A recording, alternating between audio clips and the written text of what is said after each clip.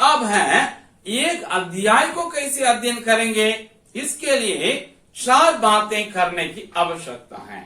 सबसे पहले जिस अध्याय को आप अध्ययन करने जा रहे हैं उसके मुख्य विषय या मुख्य विषयों क्या है, इसी को पाने की आवश्यकता है। आप अपने बाइबल में देख सकते हैं एक एक अध्याय में कई शीर्षक होंगे। मत्ती में देखता है पहले अध्याय में एक अध्याय है, 2 पैसेज है, यीशु की वंशावली, उसके बाद यीशु का जन्म। दूसरे अध्याय में जाएंगे वहां भी आपको 2-3 है, 1 से लेकर के 12 तक ज्योतिषियों का आगमन, फिर 13 से लेकर के 18 तक दूसरा पैसे मिस्र देश को जाना, उसके बाद 19 से लेकर के आखिरी वचन तक है, उसको बोलते हैं मिस्र देश से लौटना। इस प्रकार एक एक अध्याय में एक विषय ही नहीं, 2-3 विषय भी हो सकता है या एक ही विषय भी हो सकता है। आपको क्या करना है, कौन सा मुख्य विषय या कितने मुख्य विषय हैं, इसी को पाना है। उसके लिए क्या करें, ध्यान पूर्वक उस अध्याय को पढ़ें, 1 बार 2 बार या 3 बार भी पढ़ें। पढ़ने के बाद आपको समझ में आ जाएगा मुख्य विषय क्या है या क्या क्या मुख्य विषय है, कितने मुख्य विषय है, इसी को आप कॉपी में लिख दीजिएगा। नंबर 1। नंबर 2 क्या करना है, मुख्य विषय क्या है समझने के बाद आपको उसको एक टाइटल देना, शीर्षक। जैसे अभी हमने पढ़े थे मत्ती पहला अध्याय का लिखा हुआ है 1 से लेकर 17 तक पूरा वंशावली है, सो दे दिए यीशु की वंशावली। उसके बाद 18 से लेकर 25 तक है कैसे यीशु का जन्म हुआ, उन्होंने लिख दिए यीशु का जन्म। सो दूसरा दिन में जाते हैं, वो क्या लिखा है, ज्योतिष लोग आए थे, टाइटल ज्योतिषियों का आगमन। उसके बाद 13 से लेकर देखते हैं 18 तक क्या लिखा है, उसी में विषय है यीशु मिस्र देश में भाग जाना है, तो यीशु को मिस्र देश में जाना लिख दिए। फिर उसके बाद की जो है 19 से लेकर आगे तक यीशु लौटता है, सो टाइटल दे दिए मिस्र देश से लौट। इस प्रकार आप जिस अध्याय को आप चूज करेंगे 2 बार 3 बार पढ़ेंगे, पढ़ने के बाद आपको समझ में आ गया विषय क्या है या कितना विषय है, उतना विषय का एक टाइटल, कौन कौन वचन से कौन वचन तक ये विषय है, टाइटल लिख दीजिएगा। तीसरा, आप टाइटल या शीर्षक देने के बाद और एक बार पढ़िएगा, पढ़ करके क्या करेंगे, उसका रूपरेखा, मैं इसके पहले भी आपको सिखाया हूं, रूपरेखा बनाएंगे जिसमें जो जो मुख्य विषय उस पैसेज में है वो होना चाहिए। एग्जाम्पल मैं आपके लिए बताऊंगा, मैं इसको तैयार नहीं किया लेकिन अब याद आ रहा, आपको बताएंगे। यीशु की वंशावली लिख दिए, आपको मालूम हो गया 1 से लेकर 17 तक कितना लिखे हैं, लेकिन अब देखिएगा 1 से लेकर 1 में है एक इंट्रोडक्शन, परिचय। दूसरा से लेकर के 6 तक पढ़िएगा, कौन किन से उत्पन्न हुआ लिखा रहेगा। उसके बाद लेकिन 6 से लेकर के आपको 11 तक पढ़ेंगे, एग्जाम्पल बता रहे हैं, उसमें लिखा है किस राजा से किस राजा उत्पन्न हुआ, और 12 से लेकर के 17 तक पढ़ेंगे, उसमें लिखा है कौन कौन बंदी होने के बाद पैदा हुए, ये लिखा। मतलब इसको 3 अलग अलग एग्जाम्पल बता रहे हैं। पहले मैंने कहा एक वचन में एक परिचय, दूसरा से लेकर 6 तक पढ़ेंगे, उसमें एक विशेष काम है, भाई लोग का एक जिक्र है। एग्जाम्पल हम आपके लिए पढ़ेंगे। तीसरा वचन में यहूदा और तामार से फिरीज व जोरह उत्पन्न हुए, फिरीज से हिस्रोन उत्पन्न। मतलब एक जन के बारे में जानकारी देने वाले हैं, लेकिन बता दिए वो भी जन्म लिया, मतलब दो जुड़वा जन्म लिए थे, लिख दिए। उसके ऊपर पड़ेगा दूसरा में लिखा है अब्राहम से इसहाक उत्पन्न हुआ, इसहाक से याकूब उत्पन्न हुआ, याकूब से यहूदा और उसके भाई, मतलब जिनका बारे में लिखने जाए उनका भी नाम है और उनका भाइयों के बारे में भी जिक्र है, कभी नाम है कभी जिक्र। लेकिन 6 से लेकर के 11 तक पढ़ेंगे किसी का भाई का जिक्र होता ही नहीं है। फिर आप देखिएगा 12 से लेकर पढ़ेंगे, वहां भी आप देख सकते हैं, एग्जाम में आप पढ़ते हैं बंदी होकर, 11 में लिखा है बाबिलोन जाने के समय योशिया से यकुनिया और उसके भाई उत्पन्न हुए। फिर वो ऐसा लौट के आगे, इसका मतलब क्या है मैं एग्जाम बता रहा हूं।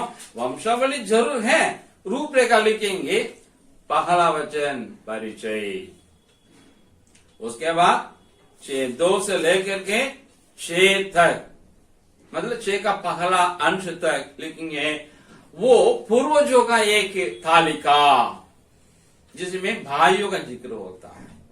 फिर उसके बाद 11 का पिछला अंश लिखिएगा, सारी छठा का पिछला अंश लिखिएगा, और दाऊद से सुलेमान उस स्त्री से उत्पन्न हुआ, मतलब 6 वचन से लेकर के 10 वचन तक देखिएगा राजाओं का तालिका, पहले पूर्वजों का तालिका।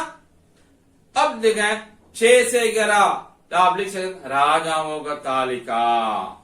फिर आप आएंगे 11 से लेकर के 16 तक आप लिख सकते हैं ये तो बंदी होकर जो गए थे उन लोगों के तालिका। वंशावली एक है, लेकिन इसमें 4 रूपरेखा आप लिख सकते हैं, परिचय, पूर्वजों का तालिका, राजाओं का तालिका, बंदी में जिनका बंधुआ में जिनका जना उनका तालिका, और आखिर में कंक्लूजन, क्या बोलते हैं हिंदी में कंक्लूजन को, निष्कर्ष, 17 वचन। एग्जाम मैंने बताया, मैं तैयारी नहीं किया, नहीं बताया। इस प्रकार किसी चैप्टर को ले लिए, उसका 2-3 बार पढ़ लिए, विषय समझ में आ गया, उससे उसके पर टाइटल आप दे दिए। फिर टाइटल लिखने के बाद आप उसको रूपरेखा लिखेंगे, रूपरेखा लिखने के बाद उसको समझने के लिए आपको कुछ प्रश्न करेंगे, प्रश्न उत्तर। आप रोमियो पत्री को अगर पढ़ेंगे आपको मालूम होगा हमारे पौलुस क्या करते हैं, प्रश्न करते हैं, उत्तर भी वो स्वयं देते हैं। पूरे रोमियो पत्री में इसी प्रकार प्रश्न उत्तर। आप और हम भी जिस पैसेज को या जिस अध्याय को ले लिए उसको रूपरेखा जब लिखेंगे प्रश्न उत्तर करेंगे। कैसे कैसे प्रश्न उत्तर करेंगे, इसमें हम पीडीएफ में दे दिए। पहला प्रश्न करें, इस अध्याय के मुख्य विषय क्या है, नंबर 1। नंबर 2, इसमें प्रस्तुत व्यक्ति कौन कौन है, कौन किसके बारे में बात करता है, और कौन है इसके मुख्य कथापात्र। एग्जाम्पल आप जक्कई के जीवन को ले लेंगे, लूका 19 अध्याय में उसका मुख्य विषय क्या है, उद्धार, मुक्ति। 19 अध्याय का 1 से लेकर 10 तक है मुक्ति, क्योंकि यीशु मसीह ने कहा ना आज इस घर में उद्धार आया है, क्योंकि ये भी तो अब्राहम का पुत्र करके कर, मतलब 10 वचन में विषय है मुक्ति।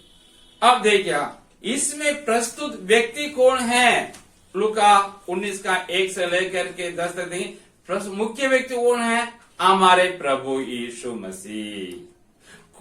तो वो किसके बारे में बात करता है, यीशु मसीह के बारे में बात करता है। उसका मुख्य कथापात्र कौन है, यीशु कथापात्र है। और इस अध्याय का मुख्य वचन क्या, उसके बाद तीसरा प्रश्न करेंगे, मुख्य विषय मालूम हो गया, उद्धार या मुक्ति। प्रस्तुत व्यक्ति, मुख्य व्यक्ति कौन है, यीशु मालूम हो गया है।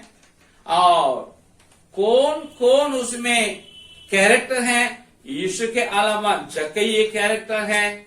उसके बाद देखिएगा वहां कुड़कुड़ाने वाले थे, वहां का फरीसी लोग थे, धर्म के गुरु लोग थे, वे भी कुछ कैरेक्टर्स थे। उसके बाद वहां यीशु मसीह के स्वयं उनके चेले लोग भी थे, उनको भी आप लिख सकते हैं। इस प्रकार विभिन्न कैरेक्टर्स को आप वहां पा सकते हैं। उसका क्या विचार है सारी। उसके बाद तीसरा है मुख्य वचन क्या है। मुख्य वचन है उद्धार है, उद्धार के ऊपर ही ये करता है, उसके ऊपर ही पूरे अध्याय केंद्रित है। चौथा प्रश्न लिखेंगे, प्रभु यीशु मसीह के बारे में मुझे क्या सिखाता है ये अध्याय या ये पोर्शन। यीशु मसीह संगति रखता है पापियों के साथ, पापों के साथ नहीं, पापी व्यक्तियों के साथ यीशु मसीह संगति रखता है। क्यों? यीशु मसीह उनसे प्यार करता है।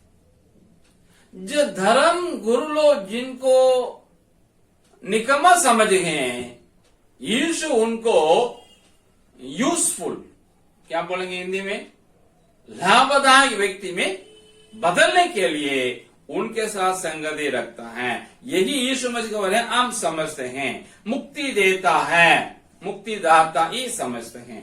पांचवा प्रश्न है, क्या इस अध्याय किसी पाप का जिक्र या वर्णन करता है जिसका अंगीकार कर मैं उसे छोड़ो। मतलब यह कौन सा पाप है, क्या है, सचमुच में पाप है, क्या पाप है, दूसरों को लूट करके जक्कई ने बटोर दिया, ये तो पाप है, तो हम उसको ना करें।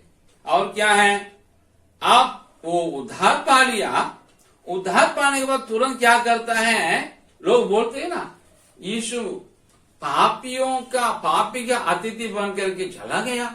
तो हमारे जक्कई जैसे सुना तुरंत उठ गया भीड़ के सामने, यीशु से कहा, हे प्रभु, मैं अपनी संपत्ति में आधी को कंगाल को देता हूं। चला गया, आधा संपत्ति चला गया। और बोलता, यदि मैं किसी से अन्याय करके ले लिया, मैं 4 गुना लौटा दूंगा। का मतलब है उद्धार पाया, उद्धार पाने के बाद वो औरों के बारे में चिंता करने लगा, दूसरों की आवश्यकताओं के ऊपर अपना नजर दौड़ाया। अब समझ में आया, इतने लोग कंगाल हमारे एरिगो में, मेरे पास इतना पैसा है, तो मुझे क्या करना होगा, उनको मदद करना होगा। अगर मैं मदद नहीं करता हूं, ये मेरे लिए पाप। समझ गया हमारे जक्कई, बोल दिया। इसका मतलब आप समझ सकते हैं, हम समझ सकते हैं, मेरे पास कुछ है किसी को देने के लिए।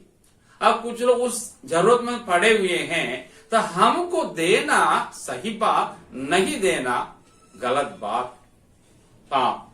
तो इसको हम क्या कर सकते हैं, अपने सुधार सकते हैं, तो अंडरलाइन कर सकते हैं। छठा क्वेश्चन क्या करेंगे, क्या इस अध्याय में कोई आज्ञा है जिसको मैं पालन करूं। उसमें आज्ञा उसमें जरूर नहीं है, तो उसको आप छोड़ सकते हैं।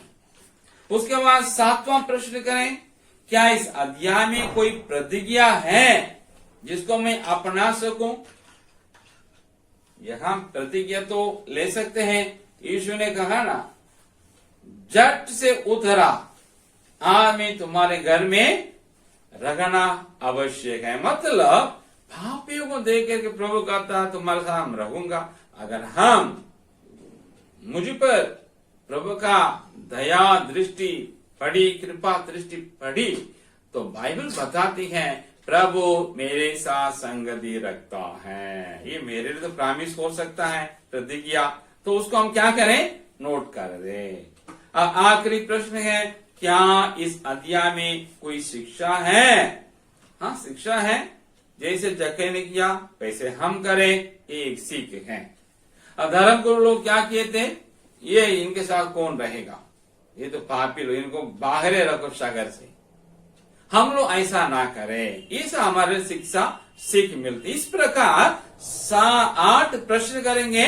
नंबर 1 मुख्य विषय क्या है, नंबर 2 प्रस्तुत व्यक्ति कौन कौन है, नंबर 3 मुख्य वचन क्या है, नंबर 4 प्रभु यीशु मसीह क्या ये चैप्टर बताता है, नंबर 5 क्या कोई पाप है जिसको मुझे छोड़ना है, नंबर 6 क्या कोई आज्ञा है जिसको मुझे पालन करना है, नंबर 7 क्या कोई प्रतिज्ञा मेरे लिए है जिसको मैं अपना सकूं, और 8वां क्या कोई सीख मेरे लिए है जिसको मैं सीख सकता हूं। इस 8 प्रश्नों को आप करें। जरूरी नहीं 8 प्रश्न के लिए आपको 8 उत्तर मिल जाए। हम एक मार्गदर्शन ही आपको देते हैं कैसा अध्ययन करना है, ये एक गाइडेंस है। इसका मतलब ये नहीं 8 प्रश्न को 8 उत्तर आप पाइएगा, नहीं तो आपका अध्ययन सफल नहीं, ऐसा नहीं।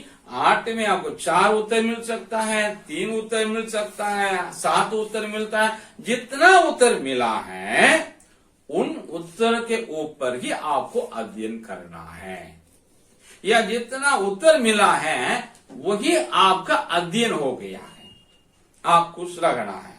अब कुछ आपको उत्तर नहीं मिला होगा, या आपको जटिल महसूस करते होंगे, या कुछ बातें समझ में नहीं आता है, लग रहा है इसको मैं व्यवहारिक रूप में मैं अपने जीवन उतारने के लिए प्रॉब्लम हो सकता है, या ये धार्मिक प्रॉब्लम है, इसको मैं कैसे समझो, जिसे बाहरी लोग ही समझ सकते हैं।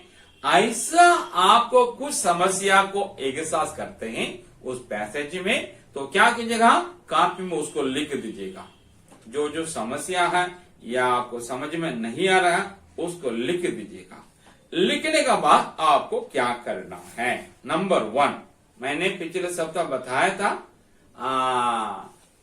इंडिया बाइबल पब्लिशर्स, जो बाइबल हम लोग जो इस्तेमाल करते हैं, ये तो बाइबल सोसाइटी का प्रकाशित बाइबल है। एक और अनुवाद है, वो है, शायद आप देखे होंगे या आपके पास होता होगा, या किसी और का आप देखे होंगे।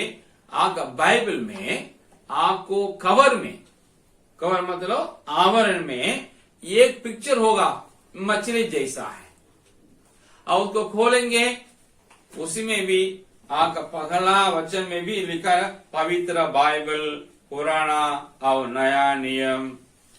और नीचे आपका रहेगा एक मछली का प्रतीक है, मैं आपके लिए दिखाऊंगा, आप देख लीजिएगा, इस प्रकार रहेगा। इसमें की नीचे लिखा है इंडिया बाइबल पब्लिशर्स और न्यू दिल्ली लिखा है। उसके बाद उसको पलटिएगा, दूसरा पेज में लिखा रहेगा पवित्र बाइबल, पुराना और नया नियम। उसके नीचे दी होली बाइबल, उसके नीचे ओल्ड एंड न्यू टेस्टामेंट, उसके नीचे ये न्यू हिंदी ट्रांसलेशन, मतलब एक नया अनुवाद। ये भी एक अनुवाद का बाइबल का। इस बाइबल में सबसे पीछे आपको प्रकाशित वाक्य जहां खत्म हो गया, उसके बाद वो पेज नंबर है 321 होगा, शब्दानुक्रमणिका ऐसा लिखा। शब्दों को एक ऑर्डर में, नियमित रूप में, जैसा अल्फाबेट का आ ई, इस प्रकार वर्णमाला के अनुसार उसको क्या किए हैं, इन लोग एक लिस्ट तैयार किए हैं। इसको बोलते हैं शब्दानुक्रमणिका। एग्जाम्पल मैंने कहा विश्वास कहाँ वर्ड आता है, सबको एक जगह में दे दिए। इस शब्द को बोलते हैं समानांतर शब्द है। ये हम लोग को जो बाइबल सोसाइटी के बाइबल में ये एक्स्ट्रा नहीं दिया गया है, लेकिन ये मछली अनुवाद बोलते हैं, उसमें पीछे दिया गया है। हाँ, उसका हेल्प ले लीजिएगा। नहीं तो आपको बाइबल में, आपके बाइबल में पिछले बार में कहा एकदम नीचे छोटे छोटे अक्षर में कुछ उल्लेख है, कुछ कुछ वचन ऊपर है, उनका कुछ प्रतीक देंगे। किसी में क्रॉस होगा, किसी में स्टार होगा, किसी में यस यस होगा। तो नीचे उस वचन का नंबर दे करके, उस प्रतीक दे करके उसका सम्मानांतर शब्द अगर है, वचन है, वो भी होगा। आप उसका भी जिक्र हेल्प ले सकते हैं। नहीं तो स्टडी बाइबल है, वो स्टडी बाइबल जैसा कौन सा स्टडी बाइबल है, संपूर्ण जीवन अध्ययन बाइबल है, उसमें भी इस पर शब्द अनुक्रमणिका है, उसको ले लीजिएगा। नहीं तो मैंने कहा आपके मोबाइल में बाइबल को डाउनलोड कीजिएगा, पवित्र बाइबल हिंदी है, उसी में विकल्प होता है खोज, शब्द खोज, उसी में टाइप कीजिए विश्वमा, पूरा लिस्ट आ जाए। इस प्रकार आप क्या करें, इन शब्दानुक्रमणिका को हेल्प लेकर के आप जो वचन आपको समझ में नहीं आया या वचन में जो शब्द समझ में नहीं आया, इसको उसको देख करके थोड़ा तुल्य करना है। यह विश्वास के बारे में क्या लिखा है, जिस पैसे अध्ययन करते हैं, उसके बाद एक लिस्ट तैयार लें, यहाँ कहाँ कहाँ विश्वास क्या बताता है, उसको भी देखिएगा। देखने के बाद एक कंक्लूजन में, आप एक निष्कर्ष में आइएगा, तो आपका जो समझ में नहीं आ रहा था अब समझ में आ जाएगा। जहां आपको प्रॉब्लम है आपको समझ में आ जाए।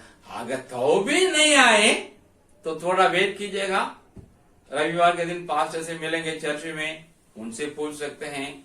अगर आपका पास्टर आपका नजदीक में है या जाने पहुंचने दूर में है तो उनसे कीजिएगा। नहीं तो फोन कीजिए पास्टर से, फोन करके क्या कीजिएगा, पूछ रहा। मैं कई बार बाइबल स्टडी फोन में भी लिया। मेरे लोगों में कुछ लोग इतना उत्सुक होते हैं, फोन में अपना बाइबल अपने जगह पे खोल कर रखे, बोलेंगे भैया इसके बारे में आपको बता दीजिएगा, तो हम बता देते हैं। तो इस प्रकार आप करेंगे, आपके लिए परमेश्वर पूरा खोल के दे देगा उस अध्याय का जितना सब्जेक्ट है उतना अध्ययन आप कीजिएगा, परमेश्वर आपको आशीष करेंगे। अब है एक बहुत बड़ा गिफ्ट हिंदी भाषियों के लिए क्या है मैं बताऊंगा। मैं तो तमिल वाला हूं, मैं तमिल में पढ़ करके बड़ा था। हमारे तमिल बाइबल में आपको कोई शीर्षक नहीं रहेगा, कोई विभाजन नहीं रहेगा, 1 2 3 इस प्रकार एक एक वचन के नीचे सीधा रहेगा, समझने में थोड़ा मुश्किल होता है। इंग्लिश में भी कुछ बाइबल जो किंग जेम्स वर्जन है उसमें टाइटल नहीं रहेगा, लेकिन बाद में जो बाइबल आया है उन लोग क्या करते हैं, उसको डिबेट करते हैं, बांटते हैं वचनों को, पैराग्राफ में उसका टाइटल देते हैं। ऐसा ही हिंदी बाइबल में है। सो आपको थोड़ा आसान कर दिया हिंदी बाइबल में, आप शीर्षक भी दे दिए, एक अध्याय में कितना शीर्षक है उतना विषय आपको समझ आ गया। मतलब आधा आपके लिए उन्हीं लोग करके दे दिए हैं। आप क्या करेंगे, जिस पैसेज को आप चूज कर लिए, जैसे मैंने आपसे कहा था जक्कई के बारे में, और पहला अध्याय मत्ती पहला अध्याय का 2 विषय के बारे में बताया, उसी प्रकार आप क्या करेंगे, जिस अध्याय का आपने चयन किया उस अध्याय में आप बाइबल में जितना टाइटल है, एक एक टाइटल के आधार पर एक एक पैसेज को रूपरेखा बना लीजिएगा, आपको आसान हो जाएगा। आप व्यवहारिक धार्मिक समस्याओं को हल के लिए मैंने जैसे कहा समानांतर वचनों को खोजें, एक दूसरे से उसको तुल्य करके देखें, और जिस अध्याय में आप कर रहे हैं उसके साथ भी तुल्य करें, आपका अर्थ समझ में आ जाएगा। यहां पे बाइबल सोसाइटी के बाइबल में भी आपको शीर्षक है, और ये मछली अनुवाद इसमें भी आपको शीर्षक है। आप आसानी से करेंगे। अगर आप बहुत अच्छा सोच विचार रखते हैं, बाइबल को और भी बातों से आप समझ सकते हैं, तो आपके लिए मैं एक सलाह दूंगा, आप अपना खुद बाइबल का अध्ययन भी बना सकते हैं। उदाहरण के लिए हम आपको बता देते हैं, जो बाइबल सोसाइटी के जो बाइबल जिसमें से अभी हम प्रचार करते हैं, आप भी देखते हैं, पढ़ते हैं, वो बाइबल और मछली अनुवाद जो बोलते हैं न्यू ट्रांसलेशन, जो बाइबल इंडिया बाइबल पब्लिशर, ये थोड़ा छोटा लगता है, वो दोनों का कुछ अध्ययन में आपके सामने पेश करूंगा। दोनों बाइबल का, बाइबल सोसाइटी का, इंडिया बाइबल पब्लिशर का, दोनों का कैसा कैसे ये लोग बनाए हैं। मत्ती 5वां अध्याय सबको मालूम है, ये लोग कैसे कैसे ये लोग डिबेट किए हैं, बांटे हैं। देखिएगा मत्ती 5वें अध्याय में आपको 48 वचन हैं। ये 48 वचन को हम जिस बाइबल में अध्ययन करते हैं, वो 1, 2, 3, 4, 5, 6, 7, 8, 9, 10 भाग में ये लोग बांट दिए। लेकिन इंडिया बाइबल पब्लिशर मछली अनुवाद देखिएगा, उसमें है 1, 2, 3, 4, 5 भाग में विभाजित किए हैं। दोनों सही किए हैं। एक का अध्ययन था, उसे 10 भाग में डिवाइड करें, 10 शीर्षक दें। दूसरा समझ गए, 5 काफी है, 5 पैसेज में डिवाइड करें और 5 टाइटल दें। कैसा है, हमारे बाइबल सोसाइटी वाले क्या किए हैं, मत्ती 5 का पहले 2 वचन का टाइटल दे दिए, यीशु का पहाड़ी उपदेश। फिर 3 से 12 तक जो है उसी को पढ़कर बताएं, धन्य वचन। उस 13 से 16 तक लिख दिए, नमक और ज्योति का वाले का, नमक और ज्योति। फिर 17 से 20 व्यवस्था के बारे में बताता, व्यवस्था की शिक्षा। फिर 21 to 26 में क्रोध के बारे में लिखा है, क्रोध और हत्या। 27 से 30 तक व्यभिचार के बारे में। 31 और 32 में तलाक। और 33 से लेकर 37 शपथ। और 38 से लेकर के 42 प्रतिशोध, मतलब पलटा लेने की बात। और 43 से लेके 48 शत्रुओं से प्रेम। सो इस प्रकार 10 भाग में डिवाइड किए हैं बाइबल सोसाइटी के बाइबल में। मतलब जो अनुवाद बाइबल सोसाइटी के द्वारा नियुक्त किए गए हैं, वे इस प्रकार इसको अध्ययन करके डिवाइड करके शीर्षक करके दे दिए। बाद में दूसरा एक बाइबल सोसाइटी निकला, उसका नाम है इंडिया बाइबल पब्लिशर्स। उन्होंने सोचा ये बाइबल सोसाइटी का जो बाइबल है, थोड़ा उसका लैंग्वेज कठिन लगता है, थोड़ा हम आसान कराएंगे। तो उन लोग अपना अनुवादक को बैठाए, बड़े बड़े विद्वान को उनको दिए, वे भी जा करके भाषा, मतलब इब्रो, इब्रानी, यूनानी भाषा में से लेकर हिंदी में अनुवाद किए। उन्होंने क्या किया, ये 5वां अध्याय का 10 डिवीजन को, विभाजन को 5 में रख दिए। मतलब 1 से 12 पूरा कर दिए। पहाड़ी उपदेश, धन्य वचन। बाइबल सोसाइटी का दिया पहाड़ी उपदेश, धन्य वचन के 2 टाइटल में 2 भाग में दिए। लेकिन इंडिया बाइबल पब्लिशर वो 12 एक साथ एक ही टाइटल में दे दिया, पहाड़ी उपदेश। फिर 13 से 16 बाइबल सोसाइटी बोलती है नमक और ज्योति। ये थोड़ा टाइटल को बदले, नमक और प्रकाश। ज्योति प्रकाश दोनों एक ही है, लेकिन अपने ढंग से क्या करते हैं, टाइटल देते हैं। फिर देखिए 21 से लेकर के 32 तक आपको 3 विभाजन में किए थे बाइबल सोसाइटी वाले। लेकिन वो क्या लिख रहा है, तीनों एक ही में, हत्या, व्यभिचार, तलाक, एक ही टाइटल दे दिए। एक ही पैसेज हो गया। और बाकी जितना है उसे 3 विभाजन में किए बाइबल सोसाइटी, लेकिन इंडिया बाइबल पब्लिशर किए हैं इसको भी एक ही टाइटल में शपथ बदला और शत्रुओं से प्रेम। मतलब बात एक ही है, उनको समझने का ढंग अलग है, इसलिए विभाजन में भी थोड़ा डिफरेंट है, लेकिन दोनों सही किए हैं। इसी प्रकार आप और हम कर सकते हैं। एक और उदाहरण देंगे आपको। उत्पत्ति पुस्तक आप जानते ही हैं, उसमें पहला अध्याय दूसरा अध्याय में क्या है, सृष्टि के बारे में वर्णन है और मनुष्य की उत्पत्ति कैसे हुई है। बाइबल सोसाइटी जो बाइबल हम पढ़ते हैं उसमें लिखा है पूरे अध्याय की एक ही टाइटल है, सृष्टि का वर्णन, एक से लेकर पूरे अध्याय, उसके बाद अगला अध्याय का 3 वचन इसमें जोड़ दिए, एक ही टाइटल।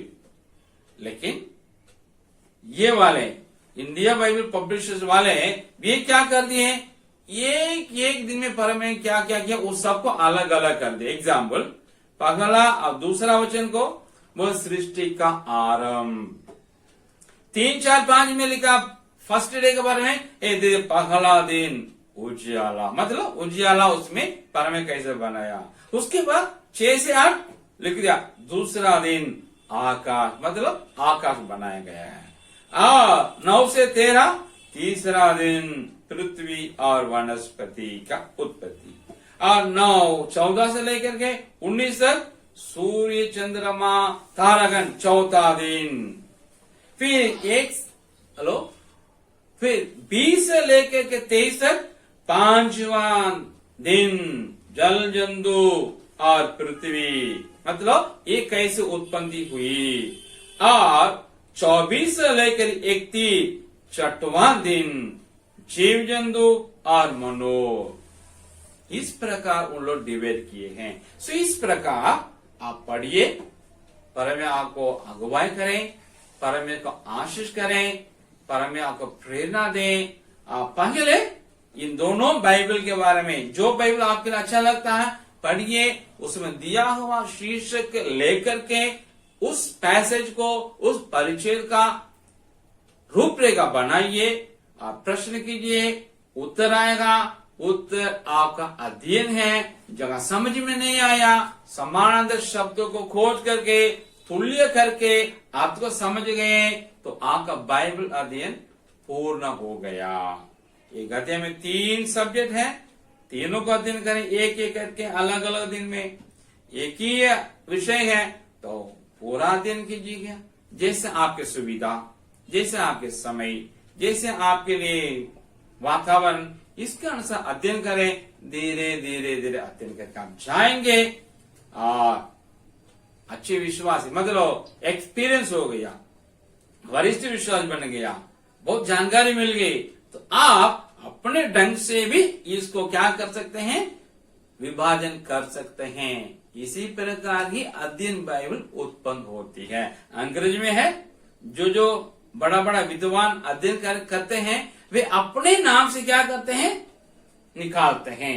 रायरी करके बहुत बड़ा विद्वान थे, वो स्टडी करके निकाले रायरी स्टडी बाइबल, रायरी अध्ययन बाइबल, हिंदी में अवेलेबल है, उपलब्ध है। मैकडॉवेल करके बहुत बड़ा प्रमुख दास थे, अब नहीं है, वे अध्ययन किए, वे अपना कमेंटरी टीका निकाल दिए। मैं चाहता हूं आप सब कोई विद्वान बने, स्टडी बाइबल आप प्रकाशित करें, आने वाले दिन में आप टीका निकाले। मेरे लीडर जब मैं जेम्स में था वो बोल रहे थे हम लोगों से, मुझसे भी बोले थे, मैं चाहता हूं हमारे टीम के एक सेवक है कमेंटरी लिखे, किसी किताबों का कमेंटरी लिखे। तो मैं भी चाहता हूं मुझे सुनने वाले मेरे सारे भाई बहने, आप भी टीका बनाने वाले विद्वान बन जाएं, आप भी अध्ययन बाइबल निकालने वाले परमेश्वर शास्त्री बन जाएं बाइबल के। परमेश्वर का आशीष करें, इसे हम करेंगे, परसों तरसों में हम डाल देंगे। फिर दोबारा आप सुनिए, तिबारा सुनिए, वीडियो रख के देखिएगा, आप मास्टर बनने वाले हैं। परमेश्वर आपको आशीष करें।